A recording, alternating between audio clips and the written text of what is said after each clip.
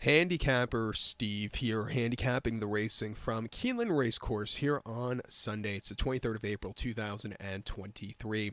Gonna look at the 7th race from Keeneland, but before I get on to that, remember to please follow me on Twitter at Horse Racing Kid 5 for more selections for race courses around the world.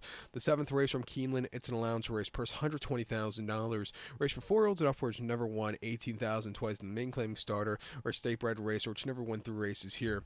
Field of 7 horses going to the Keeneland Turf Course, the distance of ground of 1,800 meters, with a distance of ground of 1.1 miles on the Keeneland Turf Course. 1,800 meters, 1.1 miles. And, we're going into the final week next week here at Keeneland. Derby Day is 13 days away, so I can't wait for that. But we still have Keeneland to go. My top selection in this one, I'm going to go with the 5 horse, Ready for the Lady, 5-6-1-2 in the superfecta. 5-6-1-2 super. Top selection of 5 horse, Ready for the Lady. This 4-year-old colt by More Than Ready. Roger Atfield trains.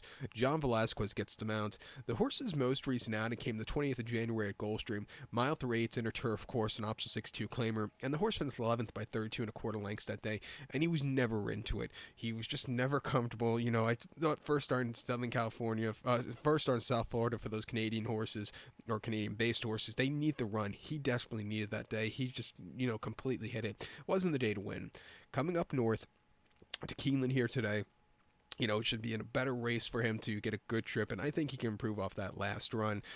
2 back on 13th of November, Woodbine on the Tapeta, mile 8th and optional 50. He finished 8th by 10 lengths that day, and he just never was really comfortable. A little bit wide, which probably cost his chances. And then a mile and a quarter on October the 14th at Woodbine, an optional 50 claimer. He finished 4th by 3 lengths that day. He sat back early, a little bit wide. He still needs something more, but he didn't run half bad there. And then prior to that, 18th of September at Woodbine, a mile 3/8 in the Singspiel. He won by 3/4 length, coming from the back of the pack, a little bit wide, but he got there in the nick of time. A 91 buyer, first time facing winners in a while. It was a very good race there. He broke his main on 23rd of July at Woodbine on the E.P. Taylor in a mile and a quarter main special weight, winning by a head, coming from nowhere. I thought it was a very good dueling away victory. Coming here, he doesn't have a lot of forwardly pace, but I think he could get a good trip here at 6-1. I'm going to use him. Second likeliest winner is a 6 horse limited liability for Irad Hughes Jr. and Shig McGahee. Irad's having a little bit of a weird Keeneland meeting.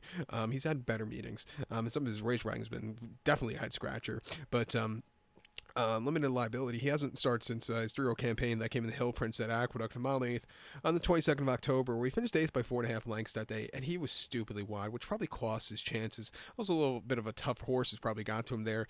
It wasn't his day to win. Prior to that, in the Virginia Derby at Colonial, the mile 8th in September, he finished 3rd by 2.25 lengths that day, and he sat back early, a little bit wide, but he had a decent turn of foot. Nothing bad about that race. And then prior to that, in the Belmont Derby at Belmont, a mile and a quarter on the inner on the 9th of July, he finished 7th by 12.25 lengths, stupidly wide, and he just wasn't keeping up. Hasn't won since the 16th of April. That came here at Keeneland, mile 16th in Lowndes race, winning by a neck, closing it from nowhere, a little bit wide. He was 8 wide, so that's a lot wide, but he got the job done going away.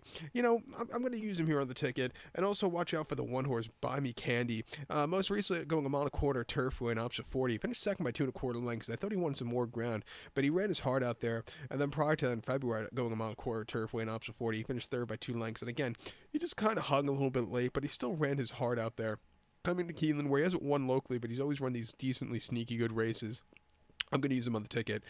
But to recap my selection for the 7 from Keeneland now, let's take the 5 horse, Ready for the Lady. Give kudos to the 6 horse, Limited Liability, and the 1 horse, Buy Me Candy. 5-6-1-2 Super, 5-6-1 in your multi-race. So good luck to all, and please follow me on Twitter at Horse Racing Kid 5. Good luck, everybody.